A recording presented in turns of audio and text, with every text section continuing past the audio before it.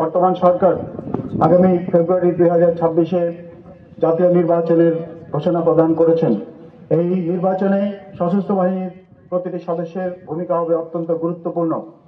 আমি আপনাদেরকে এই মর্মে আশ্বস্ত করতে চাই, বাংলাদেশ নৌবাহিনীর প্রতিটি সদস্য এই জাতীয় নির্বাচনে তাদের গুরুত্বপূর্ণ ভূমিকা এবং একটি অবাধ, সুষ্ঠু ও নিরপেক্ষ নির্বাচন অনুষ্ঠানের লক্ষ্যে সরকার এবং নির্বাচন কমিশনকে সার্বিক সহায়তা প্রদান করবে ইনশাআল্লাহ। সাউথ টাউনে হোক আপনার স্বপ্নের আবাসন, শতভাগ রেডি প্লট, সাথে সাথেই সাফ কাবলা রেজিস্ট্রি।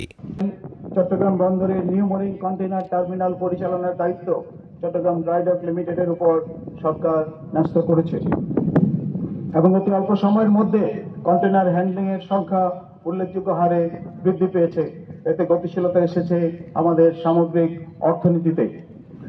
নৌবাহিনীর অপারেশনাল সক্ষমতা বৃদ্ধির পাশাপাশি মানব সম্পদ উন্নয়ন ও সেবামূলক কাজেও উৎকর্ষতা বৃদ্ধির পদক্ষেপ নেওয়া হয়েছে।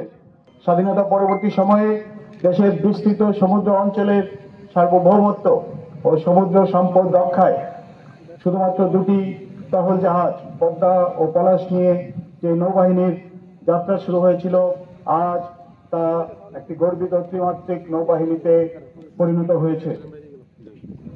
আমাদের নৌবাহিনীতে যুক্ত হয়েছে আধুনিক যুদ্ধজাহাজ, যুদ্ধ বিমান, হেলিকপ্টার এবং সাবমেরিন। আর এই কারণেই আমরা একটি প্রফেশনাল ও দক্ষ নৌবাহিনী হিসাবে বিশ্বের বুকে আমাদের পরিচিতি অর্জন করতে সক্ষম হয়েছি। সম্মানিত অতিথিবৃন্দ, ইতিহাস পর্যালোচনায় দেখা যায় পৃথিবীর যে সকল দেশ সমুদ্র সম্পদ ব্যবহার করে উন্নতির চেষ্টা করেছে, তুলনামূলকভাবে দ্রুত গতিতে তারা তাদের অর্থনৈতিক অগ্রগতি সাধন করতে সক্ষম হয়েছে। আমাদের জনবহুল এই দেশের সার্বিক উন্নয়নে তাই সঙ্গত কারণেই ব্লু ইকোনমি বা সুনীল অর্থনীতির ভূমিকা অপরিসীম।